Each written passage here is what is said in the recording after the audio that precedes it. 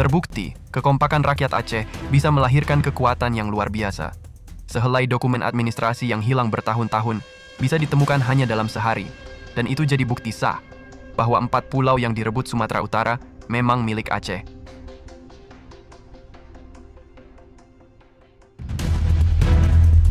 Welcome to Kita Speak Up, corong suara dari dalam goa.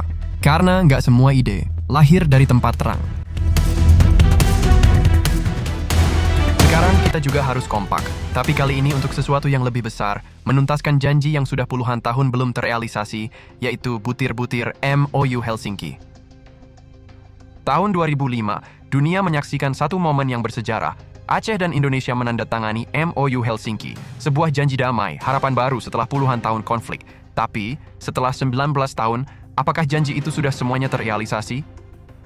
Dalam MOU itu jelas, Aceh diberi hak mengelola sumber daya alamnya sendiri. Aceh boleh pinjam uang dari luar negeri. Aceh berhak atas simbol sendiri seperti bendera, lambang, dan himne. Bahkan disebut, audit keuangan Aceh bisa melibatkan auditor luar negeri demi transparansi. Tapi yang terjadi hari ini, banyak dari itu semua belum dijalankan.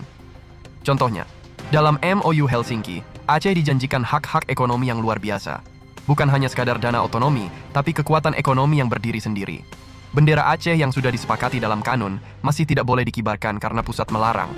Bahkan hak untuk pinjam uang dari luar negeri diatur terlalu rumit hingga tidak bisa dilakukan. Ini hanya sebagian kecil dari banyaknya MOU Helsinki yang belum terrealisasi atau berbeda dengan yang tertuang dalam UU-PA.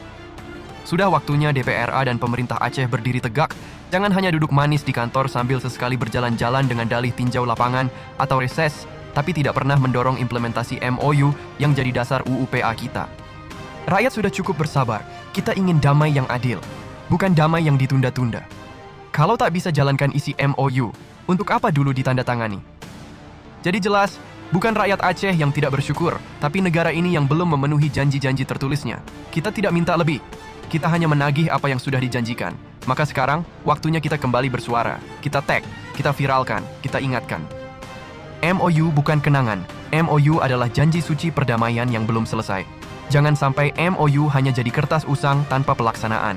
Sekarang saatnya rakyat Aceh menagih, dengan data, dengan suara, dan dengan semangat persatuan.